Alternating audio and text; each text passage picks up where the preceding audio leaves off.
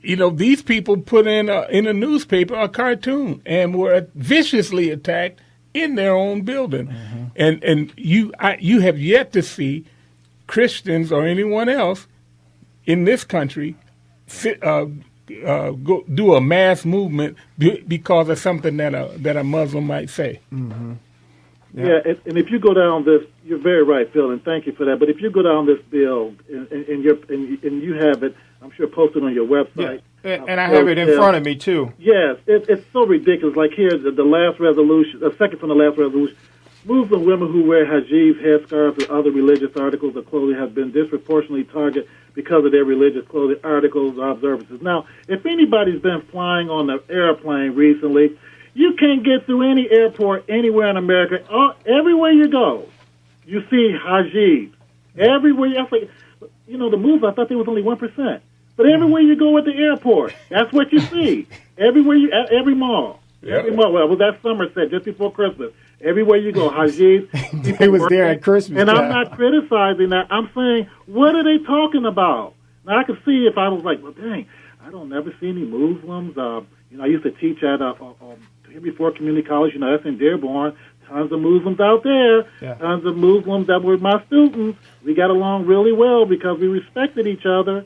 But when you have a political party that is hell-bent on creating division because they've achieved power for hundreds of years through divide and conquer, we have to attack these Democrats and mount up a viable argument based on reason and common sense to shoot down their hatred of Christianity and Judaism. And that's one of the things that I see that this is an opportunity. They look at this as an opportunity to marginalize Christianity, to eradicate Christianity. And just think about they want to bring all these Muslims in at this particular time at a war that the president created. By doing nothing, you also still responsible for the war. He created this this migration of Muslims into the West. He created it. They can set up some kind of camp right now, safe zones, and send over military to protect them, and so that they can stay in their own country. But instead, they want them to migrate. They want Boko Haram, and I just read from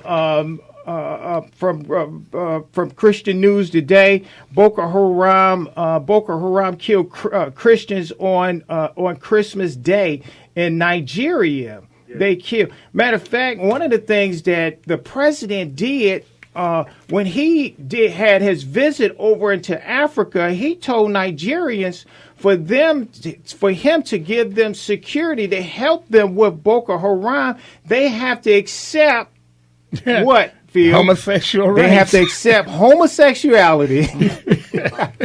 Yeah, you see what I'm saying?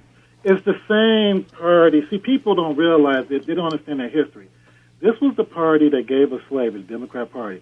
This was the party that gave us, before our country was even a country, let's go to Wikipedia, just look up the word loyalist.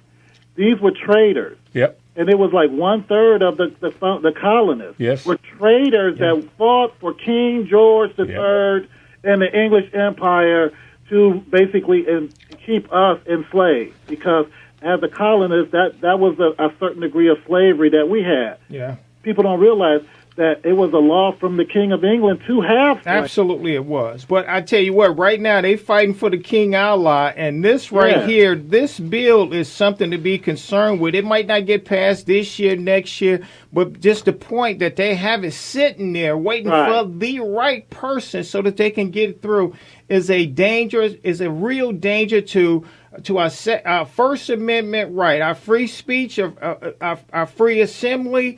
And not just that, it's going to embolden the enemy. It's going to embolden. Matter of fact, Derek, I forget. Did you have that? I sent you a soundbite. Do you have that ready?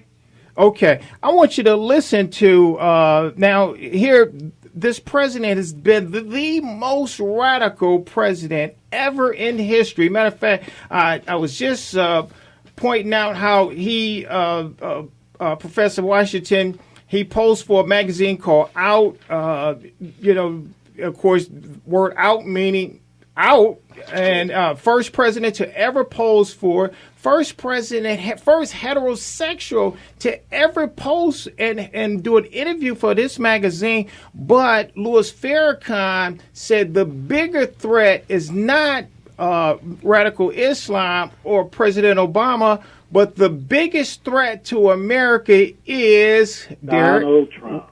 Watch this. Listen to this. Go ahead, Derek. Well, now, if you look at Mr. Trump, Mr. Trump is a businessman. Certainly, he's done great things in the business world. Got a lot of money from his dad that helped. Oh, yeah, his dad was a nice fella. He ran a little dusty work. And like millions of dollars. We can start with that. That's like Mr. Joe Kennedy did. That's right. You know, booze, right. White folk are allowed to be criminals and pass on money to their children to become clean. That's what Michael Corleone was trying to do. But Frank Lucas and none of our brothers who've done great in the drug culture, they were not allowed to have any money to pass on to their children that they could build on the era of the father that made something better for the children. But Mr. Trump is tearing away the skin of the onion of white civility. And the more he pulls the skin of that onion back, he's beginning to show something in the character of the whites that follow him, that they don't care what he says. He could say one thing this minute, another thing the next minute, and you could see that the man has a little problem. Okay, that's enough. Get that fool out of here, as Mark Levin would say. Get that fool out. They will. Now, he said, now he's not even president. Right. But he's quiet on what the president's done.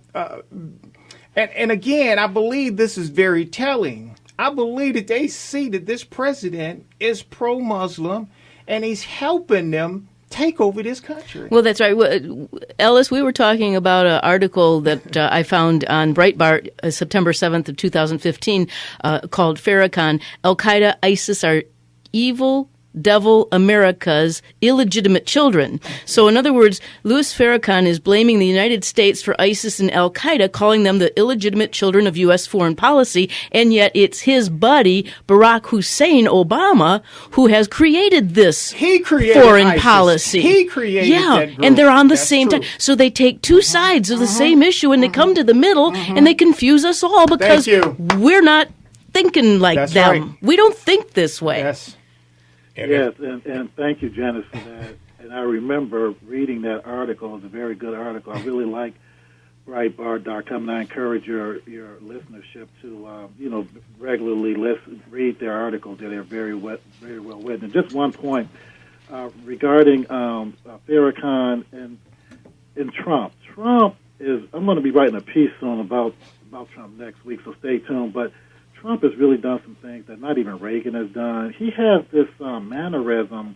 It's almost like he has a divine aura around him that's reminiscent of Christ, where nothing can touch him. Nothing. You don't let nothing bother you. I don't know how long that's going to last. I know.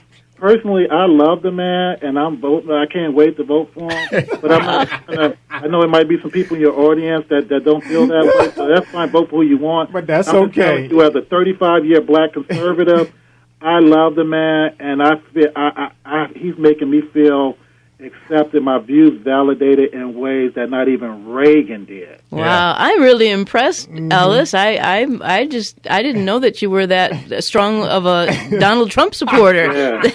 That is interesting. I'm 100% in. I can't wait. I would vote tomorrow, Janice, if I could. And I do like the Democrats. I'll vote 3 or 4 times. Yeah, there you go. All right, Professor Washington, I know you got to get ready. Are you going to work this morning? Yeah, I'm right across the hall. You going to work. All right. Peeking at me, but thank you guys so You're much. welcome. I Thank can't think of a better way to have New Year's. to start the new year off with my friends Dale, Phil, and Janice, and my man Derek on the controls. All right. And I would love to come anytime you want. All right, thanks a lot.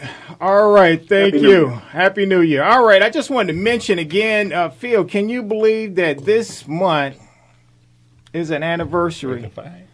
6. Wow. 6 years. Wow. 6 years ago, in January, I think it was January, like around this time, 2nd or 3rd, we started with our great leader that we'll be listening to later on this morning. Yeah. In 2010, and it's been 6 years, and a couple of years, a year and a half later, Phil and I took over, and we've been blessed ever since. Well, you know, Phil, today is the 9th day of Christmas. Yeah. You know, the 12 days of Christmas, the 9th day of Christmas, and it talks about the 9 gifts from the Holy Spirit.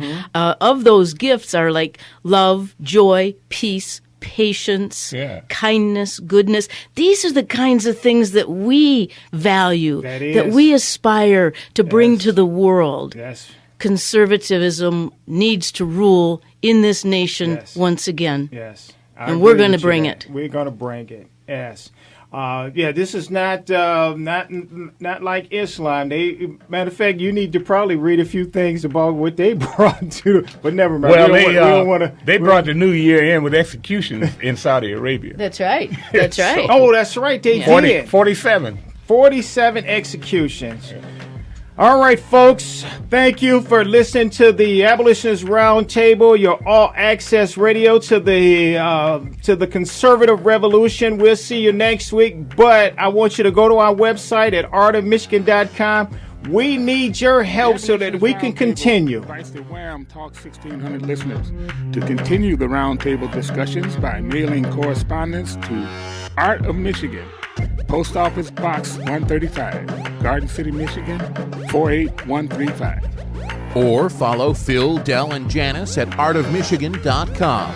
You can also send emails to artofmichigan@hotmail.com. And most of all, continue to listen every Saturday and tell a friend.